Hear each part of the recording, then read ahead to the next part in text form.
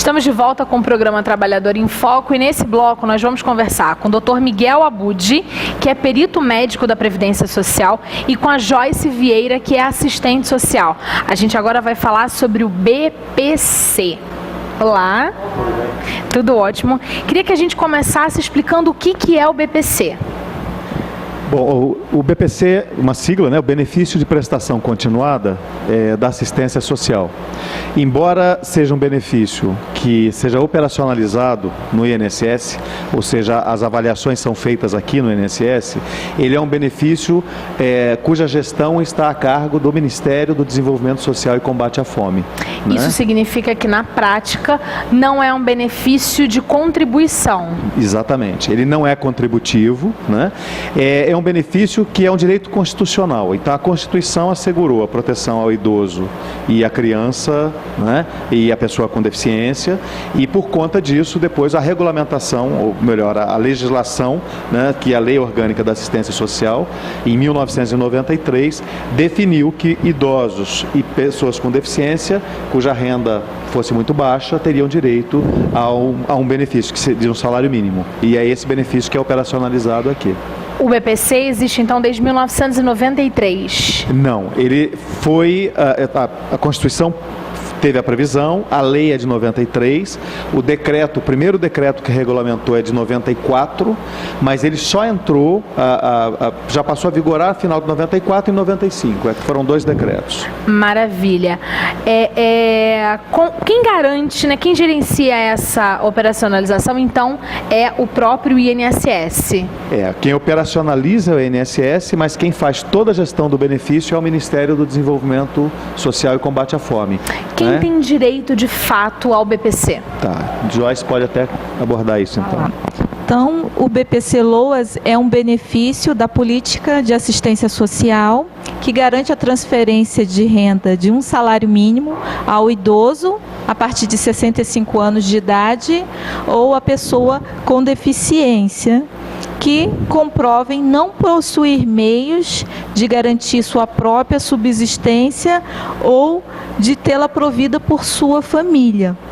O critério de renda para ter direito ao BPC é renda mensal familiar per capita inferior a 1/4. Um exemplo, uma família com 4 pessoas, o pai, a mãe e 2 filhos. Digamos que o pai receba um salário mínimo. Nesse caso, digamos que uma das crianças seja deficiente. Tem direito de acordo com a lei? Nesse caso, não, porque a renda vai ficar igual a 1/4 do salário mínimo e a lei prevê que seja inferior a 1/4 do salário mínimo para acesso a esse benefício. Se a gente estivesse falando dessa mesma constituição familiar, só que em vez de 2 filhos, ele tivesse 3 filhos, sim. Aí sim, e um salário, pai, a mãe, bruta. 3 filhos, um deficiente e um salário mínimo, aí ele ia estar no critério exigido pelo BPC. Digamos que a renda total dessa família fosse um salário e a quantidade de membros 5, então dividindo um salário para 5 fica inferior, a renda per capita inferior a 1/4 do salário mínimo. Nesse caso, preenche os requisitos previstos na lei. Maravilha. Nesse caso, o BPC vai para o deficiente, não é isso? Como é que é essa questão? Posso Qual é o critério? Fazer um comentário adendo, a respeito claro. disso, que é o seguinte, essa discussão sobre a renda per capita familiar, a gente fica perguntando, será que isso é justo, né? Certo. Porque são famílias extremamente pobres, imaginem numa família extremamente pobre ainda uma criança ou uma pessoa com deficiência. Claro. Né? E às vezes por R$1, uma diferença de R$1, como a Joyce exemplificou, sim. No caso, quando se cair exatamente em 1/4 de salário mínimo, não pode. Já está fora. Então há toda uma discussão e há jurisprudências em outros estados do país, com ações civis públicas, em que essa questão da renda está sendo discutida e, logicamente, a lei vai precisar se adequar a isso. Então, existe todo um trabalho sendo feito pelo MDS e o INSS participa, auxilia por conta dos sistemas que são operacionalizados, para levantar essas informações todas acerca do BPC, para que a gente tenha essas informações e possa, então, propor uma modificação na lei que beneficie o país como um todo, ou seja, que não sejam ações específicas e pontuais que flexibilizem utilizem o critério de renda. Então isso é um problema, ele não é um benefício com ampla cobertura. O critério de renda está posto na própria legislação, né? Nesse processo de avaliação, como é que é a comprovação desta renda? É a carteira assinada? Isso. O primeiro passo, né, para requerer esse benefício é agendar pelo 135. O primeiro atendimento é feito pelo administrativo do INSS, onde a pessoa tem que trazer toda a documentação da família. Se morar sozinho, apenas seus documentos. É a documentação básica: certidão de nascimento ou casamento, CPF, comprovante de residência, contra-cheque. Outros valores também precisam ser declarados, como pensão alimentícia. Bolsa Família é um valor que não entra, mesmo que a família receba.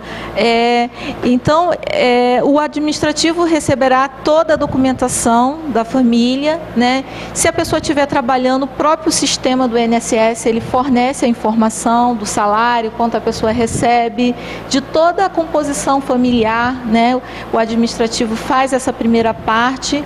No caso do idoso, ele apenas precisa ter 65 anos, estar dentro do critério de renda e apresentar toda a documentação da família, né, que reside com ele no mesmo teto. A pessoa com deficiência, nesse caso, além, né, dessa primeira recepção pelo administrativo, também passa pela avaliação com assistente social do INSS e um médico perito. Essa avaliação, Miguel daqui a pouco ele vai explicitar melhor, é necessária para o reconhecimento do direito do benefício da pessoa com deficiência. Certo, maravilha. Posso também fazer uma observação? Deve fazer, claro. É o seguinte, a gente percebe que é um benefício destinado a pessoas muito pobres. Certo. E às vezes com dificuldades até do acesso ao sistema informatizado. Com certeza.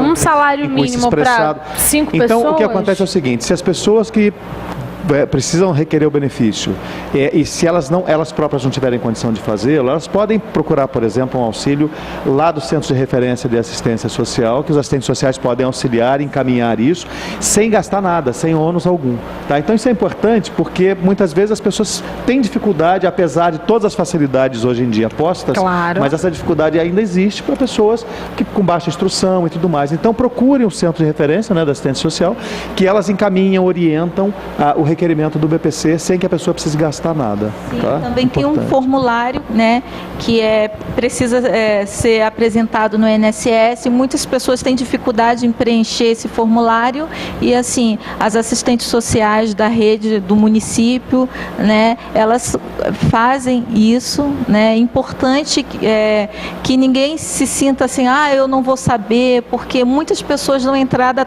através de intermediários. Uhum. Se ela não sabe preencher, procura o INSS, procura a rede socioassistencial do município e eles vão saber como preencher ou como explicar. O nosso telespectador que pode estar interessado e estar se enquadrando, né, nessas características do BPC, é muito interessante porque até os postos de saúde da família hoje estão habilitados para dar esse aporte inicial. Eu tenho uma prima que é agente de saúde e já presenciei ela várias vezes instruindo as pessoas, falando assim, olha, eu acho que você tem direito ao BPC, então vamos lá, eu vou te ajudar com esse primeiro formulário para você ir no INSS. No atendimento mesmo, no atendimento domiciliar vários agentes comunitários acompanhando famílias do bairro, né? Então provavelmente você deve conhecer minha prima, que está sempre ajudando os moradores lá na Estrada da Saudade. A gente vai fazer um breve intervalo, volta dando continuidade a esse programa hoje que a gente está falando do BPC. Fica com a gente.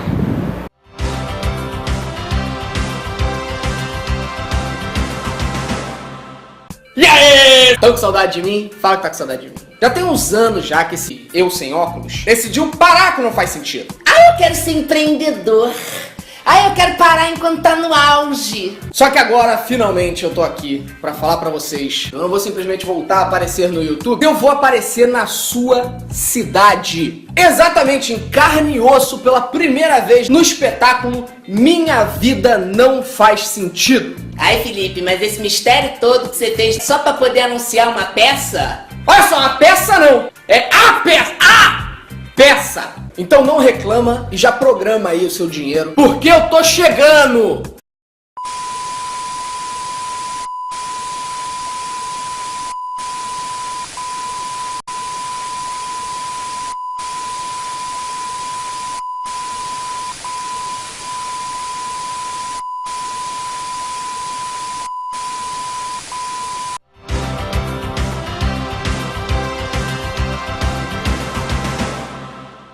Estamos de volta com o programa Trabalhador em Foco e nesse último programa dando continuidade à nossa conversa sobre o BPC com o Dr. Miguel Abud, que é perito médico aqui da Previdência Social, e com a Joyce Vieira, que é assistente social.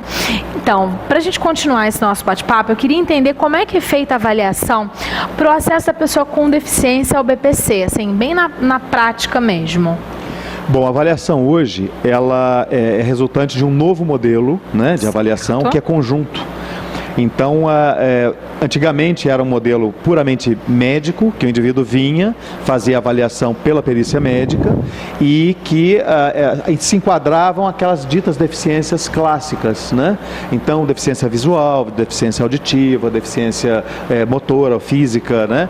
Intelectual. E hoje, o que acontece? Em função da Convenção pelos Direitos das Pessoas com Deficiência da Organização das Nações Unidas, essa avaliação passou a ser biopsicossocial, ou seja, numa dimensão bem maior, e que no INSS, ela hoje, pela regulamentação feita através de um decreto e de uma portaria conjunta com o MDS, ela é feita pelo assistente social e pelo perito médico.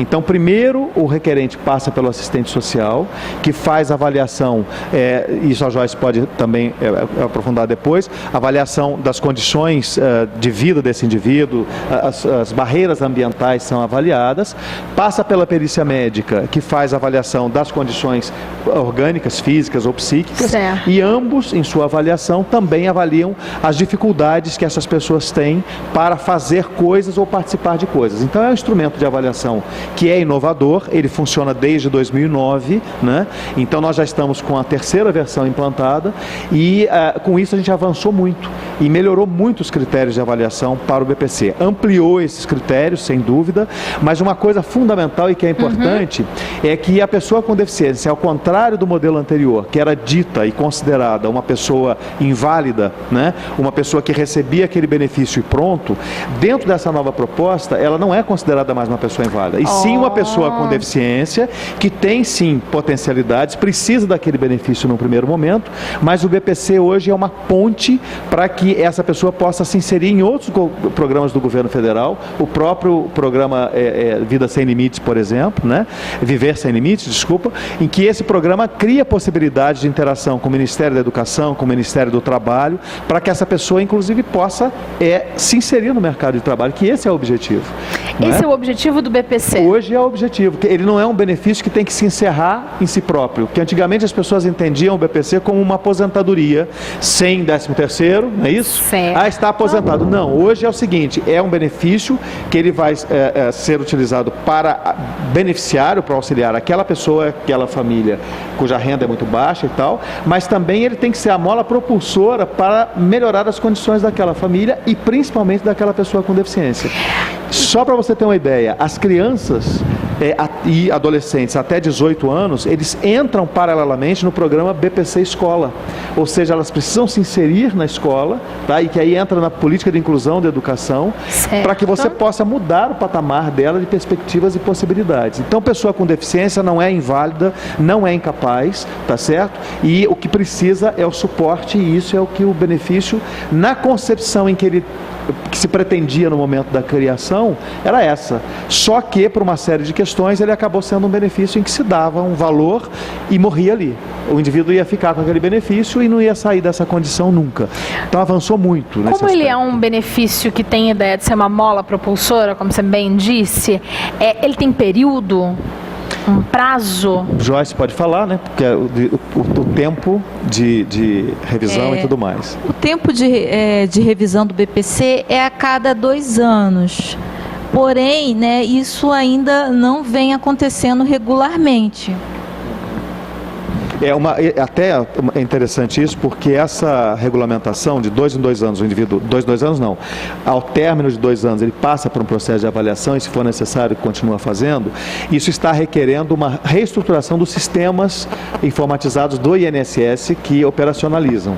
Certo. Então, o BPC hoje foi o benefício que inaugurou um sistema novo que a INSS está implantando, que é o CIB, e que vai integrar com vários outros sistemas. E, logicamente, que o que foi implantado primeiro foi a análise de concessão, mas a análise do recurso, da revisão, estão em processo também de andamento, e tudo no sentido de aprimorar o processo. De melhorar a qualidade de vida de todo mundo. Isso. E também, justamente isso, criar as condições, porque com o sistema funcionando, você consegue acompanhar e selecionar as pessoas que terão perspectivas de inserir nesse programa, naquele outro, e aí entra o trabalho do assistente social para fazer essa ponte também. Então, você consegue dar outra perspectiva. E, principalmente, não sei se vai dar tempo de falar nesse programa, que é a questão da reserva de vagas do mercado de trabalho, que para esse público, né, do teu programa interessa muito. Com certeza. Porque as pessoas com deficiência concorrem igualmente com as pessoas que são reabilitadas, os trabalhadores reabilitados da Previdência Social, para a mesma política de cotas de reserva de vagas no mercado de trabalho. Que a gente já falou aqui no programa, aquele 5% obrigatório por lei. Então isso é interessante, porque as empresas precisam abrir espaço para isso, e tanto as pessoas com deficiência poderão ocupar esses espaços, como os reabilitados da Previdência Social. Existe um prazo para esse sistema estar funcionando na sua plenitude? Não, o sistema já está funcionando. Já está. O CIB já está funcionando, né? Como eu disse, todos os outros benefícios da Previdência Social estarão inseridos nesse sistema.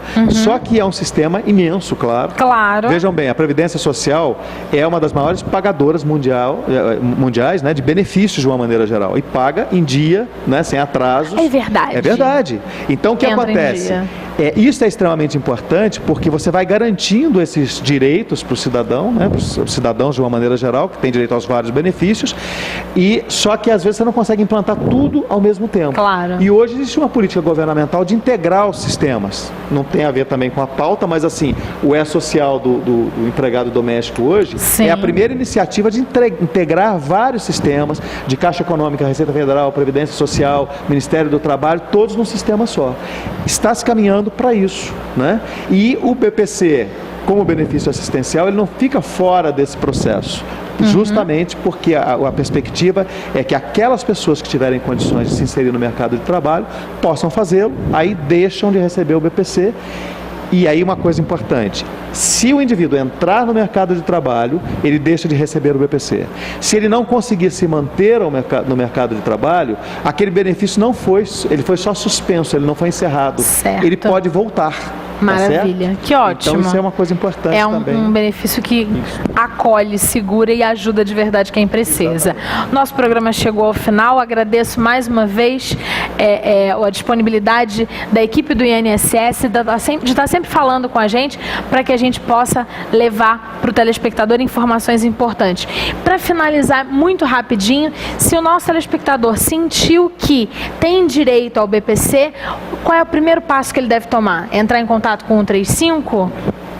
Ele pode procurar qualquer agência do INSS, né? Aqui em Petrópolis, ele pode procurar qualquer funcionário do INSS em busca de orientação, ou mesmo assistente social. Aqui na Previdência temos uma assistente social, ou também nos centros de referência de assistência social, né? Porque, como foi falado aqui antes, o BPC é um benefício da política de assistência social. Então, qualquer assistente social pode e deve estar prestando as informações necessárias quanto ao acesso ao benefício.